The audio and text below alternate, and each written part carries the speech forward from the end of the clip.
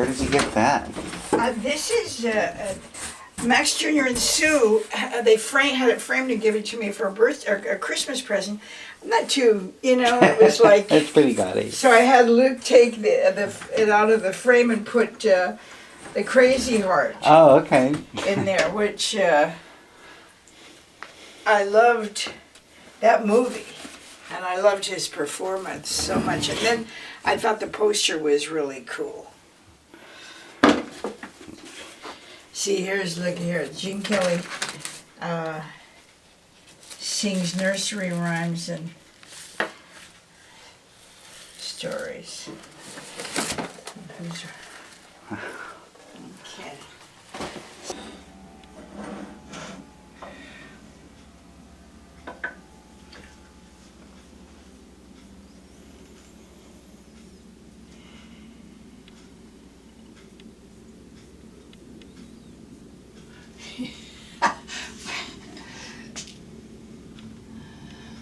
That's a bunch of bullshit.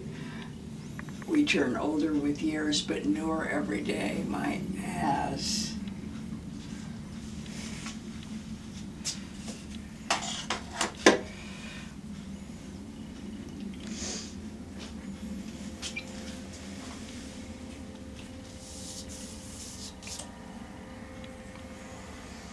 That's when I was young and skinny.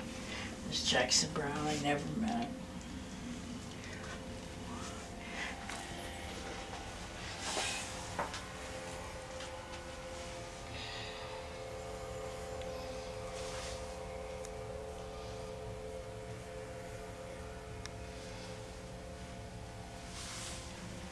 What most of my life, it seems like has been about just, I guess, everybody's experience. Here's a photo of one of my heroes, Mr. Nelson. Not a great singing voice, technically, but my God, what a truth he is.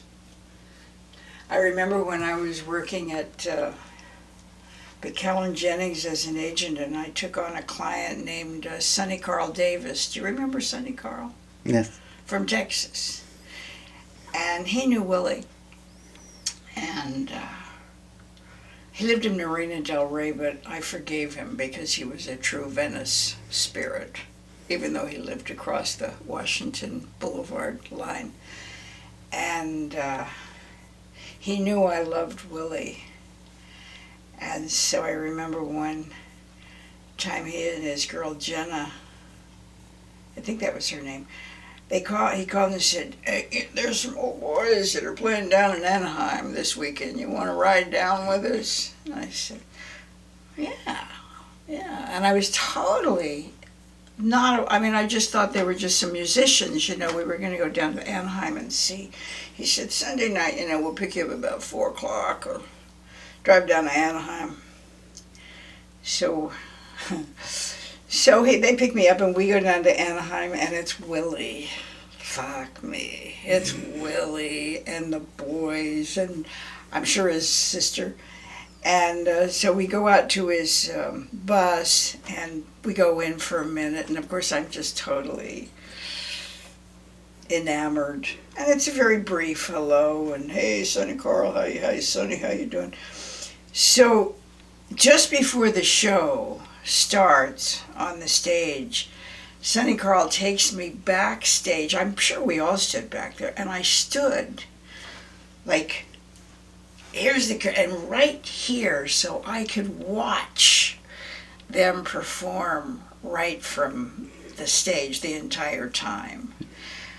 I thought I died and gone to heaven. I really had. I was just blown away by that experience. And then probably about a year or so later, my partner, Morgan Paul, represented a writer, I can't think of his name, Paul something, and he wrote Play Misty for me. And he was also in the liquor business. He was a liquor distributor, fine wines or whatever. So anyway, Morgan had an idea. We represented Rory Calhoun and which we were very proud of. And good friends of Bobby Conrad. So Morgan had an idea, along with the writer, to do a treatment, do a movie of the week, a kind of Western with Willie, Rory, and Bob Conrad. So he made it all happen, and we flew down to Austin, Texas. Rory, me, Morgan, of which I told him I'd kiss his ass in the middle of sunset because I would do anything for him because he got this thing going. So we flew down to Austin. I think it was a Friday night or a Thursday night, and we got there. And I'm not big on flying, but it was okay. So we got there and we checked into the hotel, and we were invited up to Willie's ranch. And it happened to be his birthday. And we went up to the ranch, and they were having a big, it was just family, really. It was his sister, and I guess the people worked with him, and they were having a barbecue. And I remember the Walla Walla sweet onions they had on the barbecue, and I don't know what else had, and they passed around a bottle in a sack, which, I loved. And we had our pakalolo, we had our smoke. So it was phenomenal. Morgan, who didn't smoke grass very much, got absolutely high and sang to Willie. I think he sang "You Are My Sunshine," and Willie was very nice about it. But it was just us and the family, and I felt so privileged. And I remember at one point, because he had in his ranch, he has a whole street that's a Western street with a saloon and all of that they probably shot stuff.